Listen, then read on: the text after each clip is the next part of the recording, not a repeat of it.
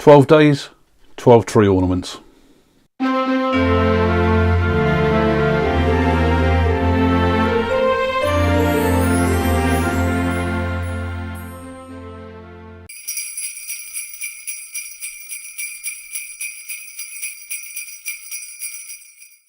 Hello there, it's Paul here and welcome along to day 12 of the tree decorations.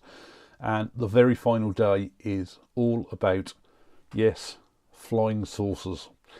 So the first thing you're asked is, what's flying saucers got to do with a Christmas tree and Christmas? Well, why shouldn't we have a flying saucer on the tree? A fun little item to have. There's no reason why you can't have anything as a tree decoration. And I think with the size of these are all probably about 40 to 50 mil wide, really light in weight. You can do some fun things with them. Certainly the kids are going to love them, so why not do them? These ones, because of the shapes and everything like that, I just partially used the skew chisel on these, mainly with the spindle gouges, just for speed, just to get them on there. You don't really get the same quality of finish as you do with the skew chisel, so it's nice to use the skew chisel where you can. I've done a straightforward one with just natural wood and the burn lines, done some with the gold gilt cream, I've done some with the mahogany again, which has had the walnut crystals put on there for colouring, and then dabbed with the gold gilt cream, and which I think come out quite nicely. And it just goes to show as well, I mean, I don't know whether it shows on the camera there anyway, but those two have used the same walnut crystals on there, and depending on how much you get to soak in, you can make it more or less however dark you like. For the colouring, again, iridescent paints and the glow in the dark paints. And this is probably a bit of an example here of where building up the coats of the paint shows. The paint itself is just all one layer.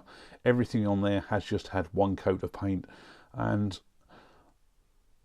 there is actually glow in the dark paint on the top there, as it's probably showing up on there and on that one.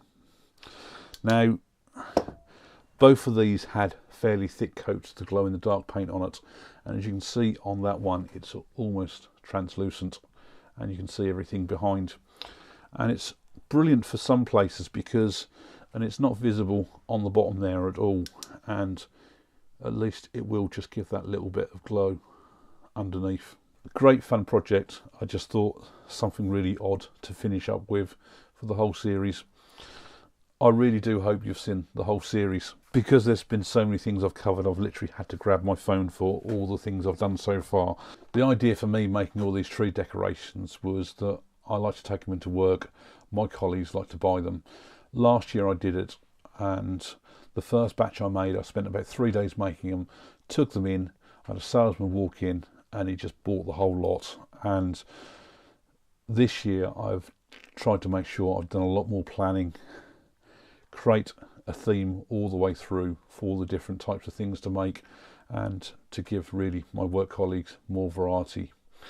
And I think overall, out of everything I've made, there's now over 80 pieces, so I don't think I'm going to get my salesman wandering and buy the whole lot all at once. Would be nice, but it's just nice to share them around. I mean, it's only early November now that I'm just doing this final part of filming, so everything's all been made fairly early just for that planning. And I did say after last year that I was going to start in January and just trying to make one ornament a week, but I've literally spent the last 3, if not 4 weeks making all these 12 sets of ornaments, and I've absolutely loved it. It's been a fair bit of work. The very first ones, I mean, the baubles just took me absolute ages working on a sphere. Almost everything I made, the videos that you've hopefully seen shown up on the side, have all been usually of the very first item that I've made. So it showed where I've really had to sort of like plan along as I go. When I've gone to the second, third and fourth item, often not, I've just changed the way I've done the whole turning just to speed the whole process up. So these videos really are a guide for, one, to give you ideas of things to make, and 2, how my thought process went on with the first one of every item. So even like back on the very first one with the baubles, originally hollowing out manually and then flipping to the disc idea to measure it all, just show you how all my thought process went. Now the baubles really were the longest thing that took me to make out of the whole thing, and it was because of that hollow spheres. Birdhouses I absolutely loved making. Putting that finishing touch of the bird on the perch really just gave it the finishing touch, and I may well go back and make some more and use the iridescent paints for the actual bird itself just to lift it a bit more with a bit of colour. The bells, I absolutely loved those as well. It was because I really finished them off with putting the little clanger inside. Something that's really simple to turn as that clanger. The thought process of how you're going to attach it to the bell, how easy it was really the bit which I had to just figure out, and which was easily done in the end. And again, I think because of that clanger, it's just finished it off totally, and it made it far better than any of the bells I've made in the past. Crackers, as I think I said in that video, I initially started off trying to make little boxes out of them, and I thought, well, really, what is the point? They're just going to be Christmas tree decorations.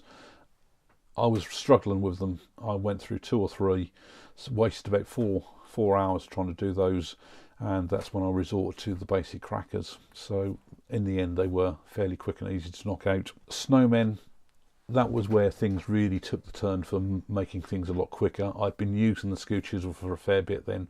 I think I'd also got my 12mm Ashley Isle skew chisel then, rather than the 25mm 1-inch one. And it just made things a lot quicker and easier. You've got a nice finish on it, and with all the practice I'd have turning those curves, so like for the head, the body and that, both ways where I'd struggled in the past. And again with the Christmas trees, I was then constantly trying to always look to where I could use the skew. It was just giving me extra practice, giving me odd angles to do. Some of the Christmas trees with the constant beads, just to make them all. Great fun, great practice. Now the bottles were where things really turned around, and just using the skew you could quickly make them just like that. Like with all the things, it was the decorating which really took the time on them. For number 8 on the lighthouses, another fun little project, all skew work again. Quickly knocked those out. Just like with the others, time was really with the finishing and the decorating of the items. Now number 9, I did mention on there with the angels, I really did put a question mark on that as to whether to make it. I'm not overly impressed with them as a shape, as an angel. Yes, they do look like an angel. It's come off a wood lathe. Could add some more decoration for wings or things like that to really make them stand out.